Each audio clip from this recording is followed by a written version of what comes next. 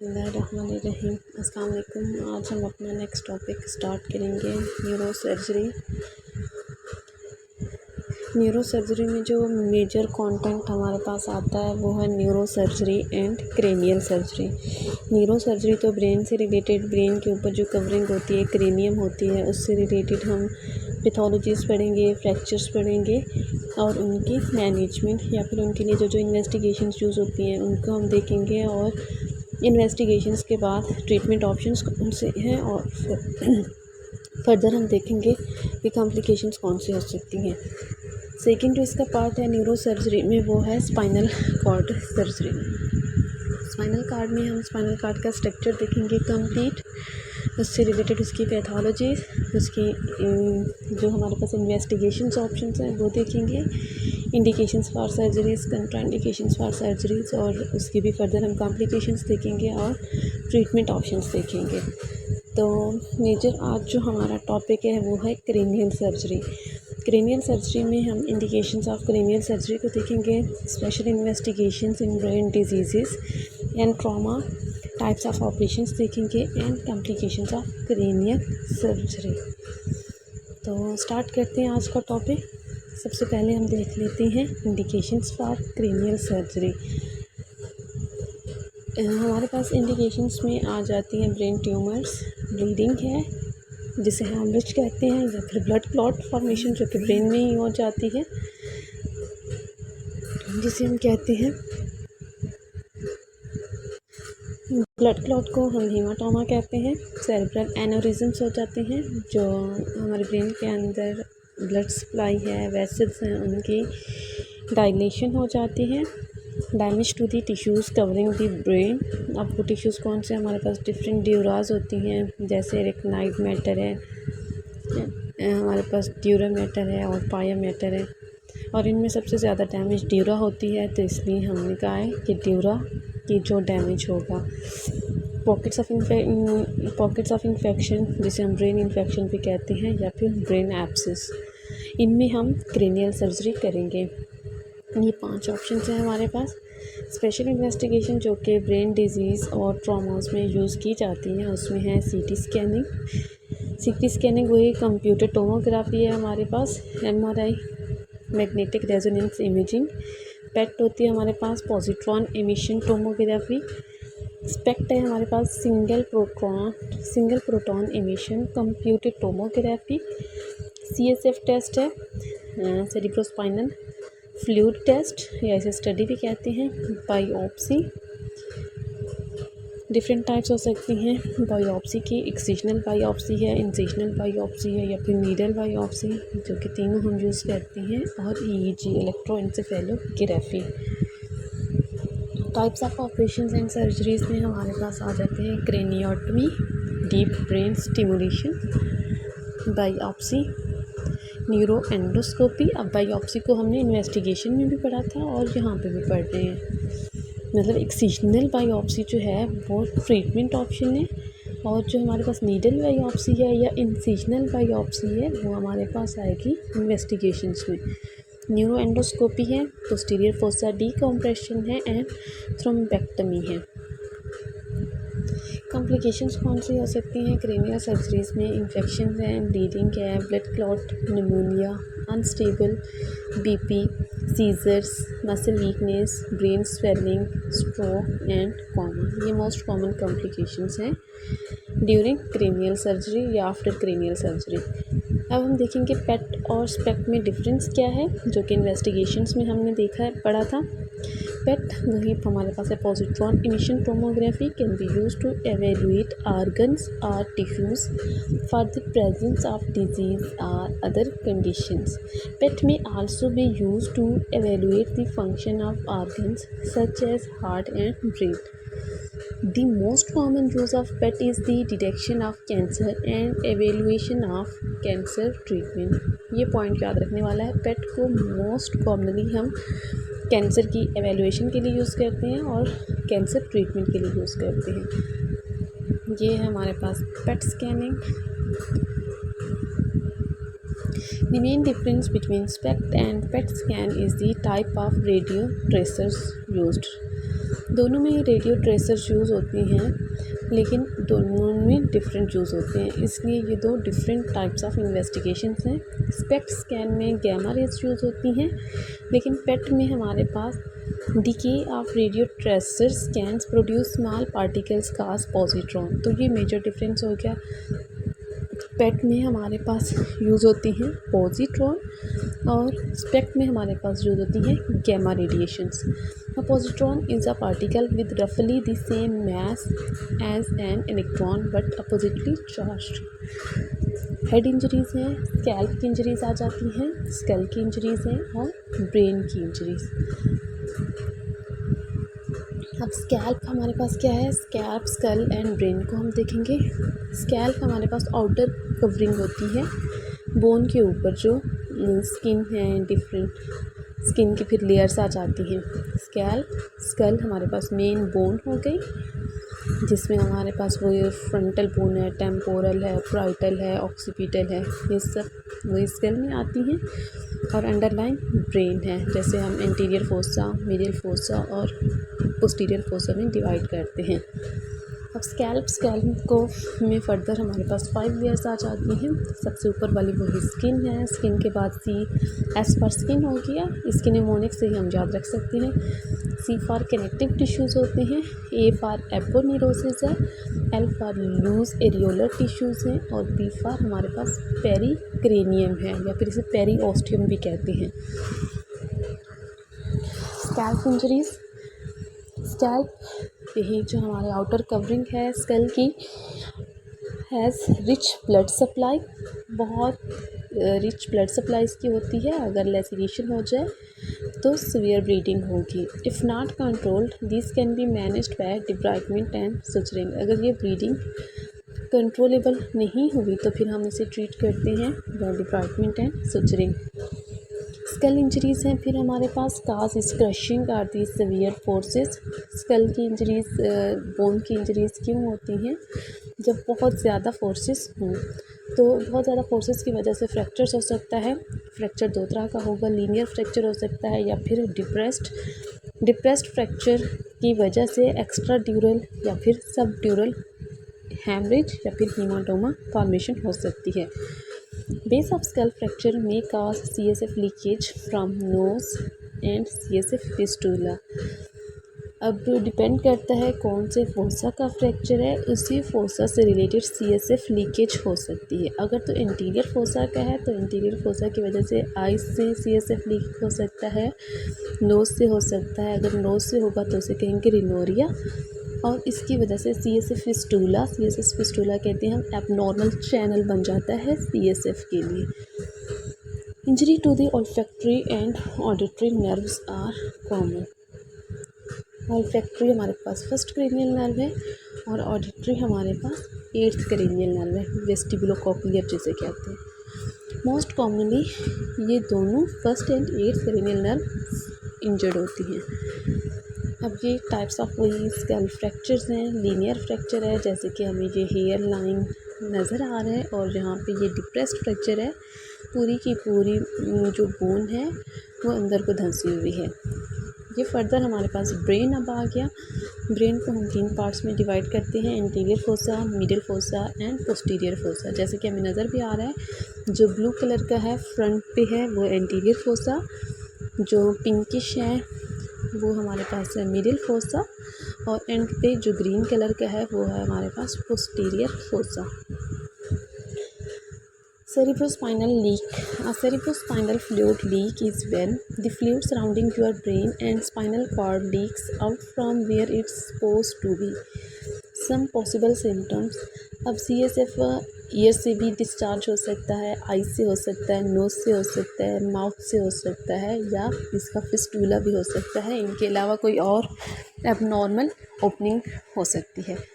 अगर तो नोज़ से CSF लीकेज होगा, एक तो रिनोरिया इसे हम कहेंगे, और इसकी वजह से जो प्रॉब्लम आएगा loss of sense of smell. Second है, अगर आइज से लीकेज हुआ है तो ब्लड या फिर डबल विजन हो जाएगी। ईयर से अगर लीकेज हुई है तो चेंजेस इन हियरिंग और hearing loss.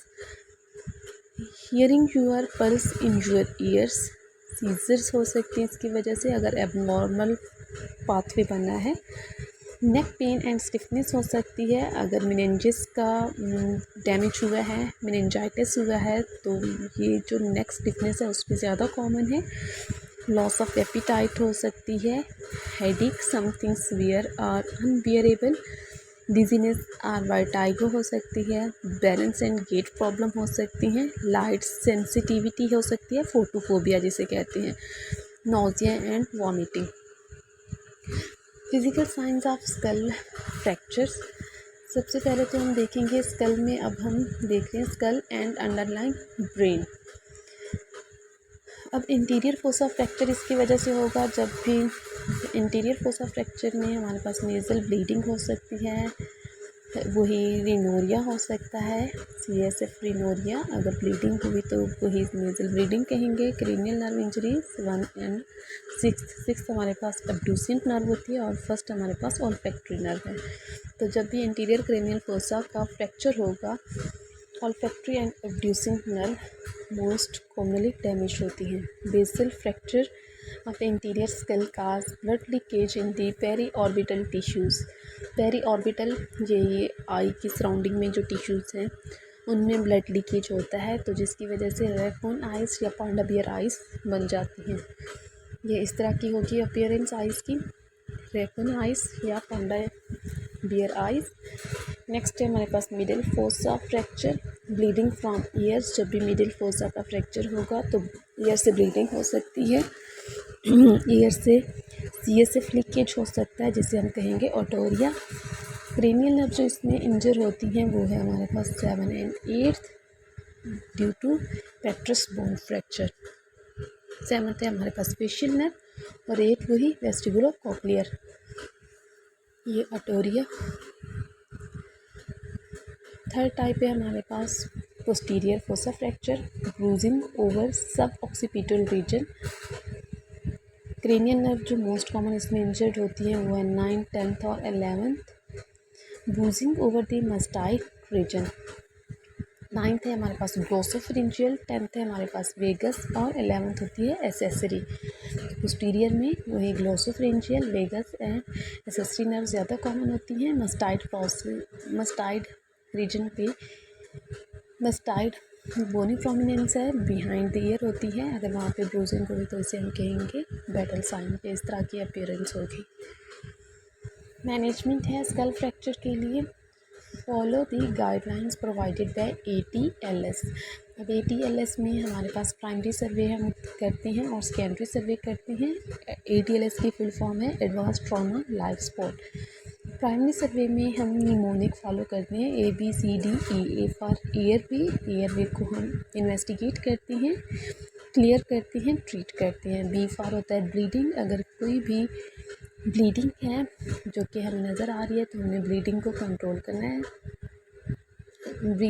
B for breathing होती है और C फॉर सर्कुलेशन है। सर्कुलेशन में हमारे पास ब्लीडिंग आएगी, इसमें हम इसे ट्रीट करते हैं अकॉर्डिंग टू ATLS है हमारे पास advance trauma life support. Advance trauma life support में हम प्राइमरी और सेकेंडरी सर्वे करते हैं। प्राइमरी सर्वे को ABCDE में हम डिवाइड करते हैं और सेकेंडरी सर्वे में हेड टू टो एग्जामिनेशन होता है।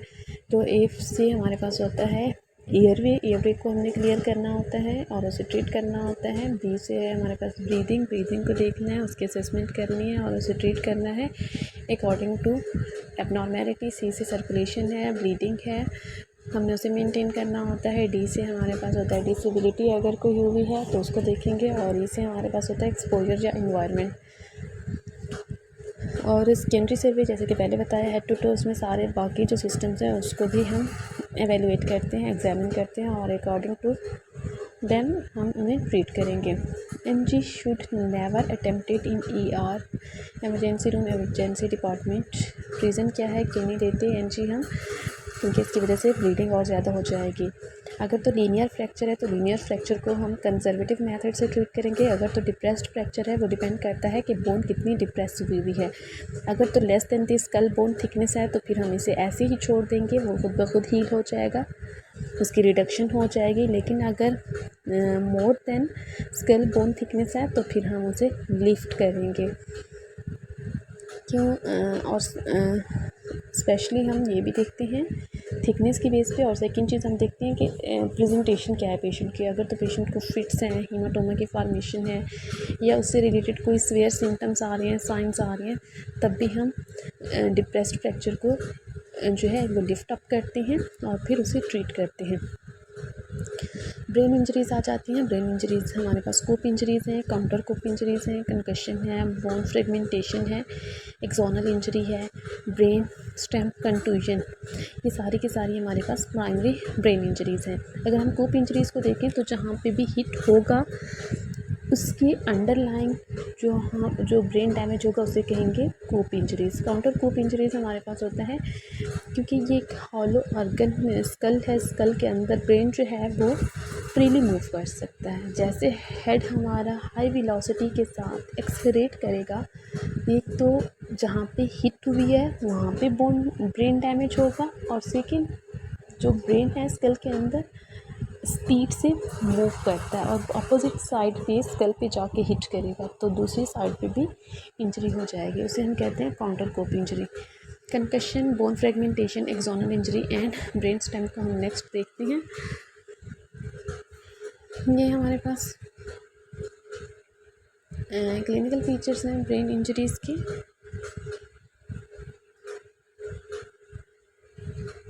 Diffuse axonal injury, types of primary brain injuries में डिफ्यूज़ एक्सोनल इंजरी, जैसे कि नाम से पता चल रहा है एक्सोन में हमें पता है क्योंकि उसकी शीथ होती है, कवरिंग होती है जो कि श्वान सेल्स की होती है, जिसकी वजह से उसका कलर वाइट होता है। तो diffuse axonal injury totally result from the white matter है। सेरेब्रल कंकशन एंड कंटूजन को अगर हम डिफ्रेंशिएट करें तो कंकशन में एमनीजिया, लॉस ऑफ मेमोरी होता है, और कंटूजन में ऐसे कोई प्रेजेंटेशन नहीं होगी।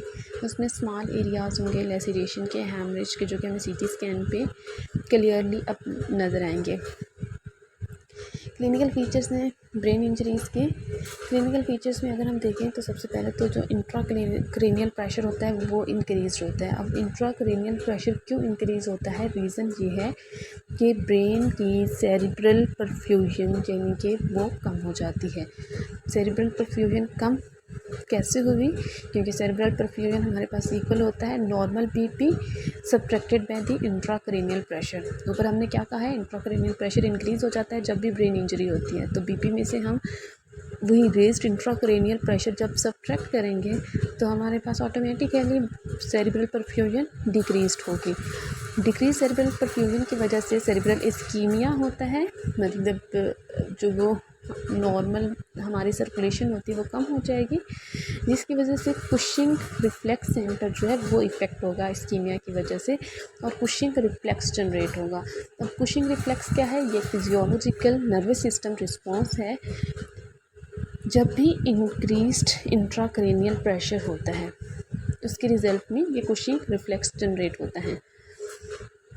तो पुशिंग रिफ्लेक्स की जो प्रेजेंटेशन है उसमें हमें कॉमन ट्राइएड मिलता है। वो ट्राइएड क्या है, वाइडेड पल्स प्रेशर होगा, नंबर 2 ब्रेडिकार्डिया, और 3 पे क्या है, रेगुलर रेस्पिरेशन है। वाइडेड पल्स प्रेशर हम कैलकुलेट करते हैं क्योंकि इसमें जो नॉर्मल सिस्टोलिक ब्लड प्रेशर होता है वो इंक्रीज़ हो जाता है और डायस्टोलिक ब्लड प्रेशर डिक्रीज़ हो जाएगा। तो इन दोनों का डिफरेंस नॉर्मल कितना होता है, 120 - 80 = 40, लेकिन वाइडेड पल्स प्रेशर हमें मोर देन 40 मिलेगा।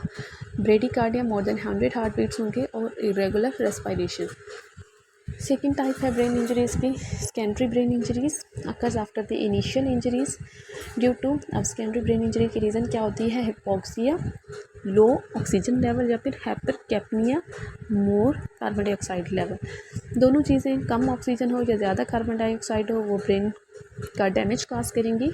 हाइपोटेंशन है, इस्कीमिया, इंट्राक्रेनियल इस्कीमिया का पीछे हमने मैकेनिज़्म पढ़ लिया था क्योंकि सेरेब्रल परफ्यूजन जो है वो कम हो गई है। सेरेब्रल परफ्यूजन लीड करती है इस्कीमिया को। इंट्राक्रेनियल हैमरेज हो सकता है। इंट्राक्रेनियल हैमरेज में हम देखेंगे एपिड्यूरल हैमरेज है और सबड्यूरल हैमरेज है। मेनिंजाइटिस है, वही 3 वियर जो है, रेक्नाइड है, पाया है और ड्यूरा मैटर, इनकी इन्फ्लेमेशन हो सकती है, एपिलिप्सी हो सकती है, फिट्स वगैरह। Secondary brain injuries are the main cause of the hospital mortality after the head injury. Common sign and symptoms जो हमें मिलते हैं primary and secondary brain injury में वो है हेडेक, प्रोजेक्टाइल वॉमिटिंग, हाइपरटेंशन है और पेपिलोइडीमा है। Papillo oedema due to optic disc swelling की वजह से होता है। ल्यूसेंट इंटरवल है, ल्यूसेंट इंटरवल हमारे पास होता है period of time between regaining unconsciousness after short period of consciousness. मतलब एक दफ़ा पेशेंट अनकॉन्शियस हुआ, दोबारा वो कॉन्शियस होगा और फिर से अनकॉन्शियस हो जाएगा। तो ये जो बीच का ड्यूरेशन होता है अनकॉन्शियस और कॉन्शियसनेस के बीच, इसे हम कहते हैं ल्यूसिड इंटरवल। मैनेजमेंट इसकी भी हम अकॉर्डिंग टू ATLS करेंगे, वही प्राइमरी और सेकेंडरी सर्वे के करते हुए, और जो हमारी फाइंडिंग्स होंगी प्राइमरी सर्वे में सेकेंडरी सर्वे की, उन्हीं फाइंडिंग्स की बेस पे हम मैनेजमेंट करेंगे। इसी से रिलेटेड कुछ MCQs हैं। Which of the following is not a type of biopsy. तो इसमें से कौन सी बायोप्सी की टाइप नहीं है? Excisional biopsy, incisional biopsy, needle biopsy, none. तो इसका करेक्ट ऑप्शन है नन, क्योंकि हमने इन्वेस्टिगेशन बायोप्सी में इंसिशनल और नीडल बायोप्सी देखा था, और जो हमारे पास सर्जिकल ऑप्शन में था, ट्रीटमेंट ऑप्शन में, वो एक्सिशनल बायोप्सी था, जैसे हम ट्यूमर को एक्साइज करते हैं। Which scanning is best used for the tumour? Brain tumour scanning. तो इसमें से बेस्ट इन्वेस्टिगेशन कौन सी होती है ट्यूमर के लिए? MRI, CT, PET या एक्सरे। तो PET इसका करेक्ट ऑप्शन है। नेक्स्ट है इन ATLS, E stands for advance trauma life support में ABCDE पढ़ा था ना हमने। E stands for, E for क्या है? इंटायर है, एक्सपोजर है, इफेक्ट है, या फिर एक्सेस। इसका मतलब है एक्सपोजर या फिर environment. Which is not included in secondary brain injuries. इनमें से कौन सा प्राइमरी सेकेंडरी ब्रेन इंजरीज़ में नहीं आता? Intracranial haemorrhage. इंट्राक्रेनियल हैमरेज के हमने 2 टाइप्स देखी थी, epidural haemorrhage and subdural haemorrhage. तो ये दोनों तो इसकी फर्दर सब टाइप्स ही हैं, डेल्टा है ऑल। तो इसका करेक्ट ऑप्शन होना चाहिए नन, क्योंकि ये सारी तो हमारे पास क्या है? सेकेंडरी ब्रेन इंजरीज़ ही हैं। बट यू नो ऑल नहीं होना चाहिए, नन है इसका correct option. What do you no, इसे हम अभी कर भी लेते हैं नन, क्योंकि ये सारी तो हमारे पास सेकेंडरी ब्रेन इंजरीज़ में ही आती हैं। लास्ट ऑप्शन है, लास्ट है हमारे पास what do you know about the lucent interval. ये भी हमने अभी रीड किया है। ल्यूसेंट इंटरवल टाइम गैप होता है between unconsciousness and consciousness. Thank you so much. ये टॉपिक भी हमारा कंप्लीट हो गया है। छोटा सा टॉपिक था introductory about the cranial surgery. Next इंशाल्लाह हम कोई और टॉपिक डिस्कस करेंगे। तब तक के लिए अल्लाह हाफ़िज़।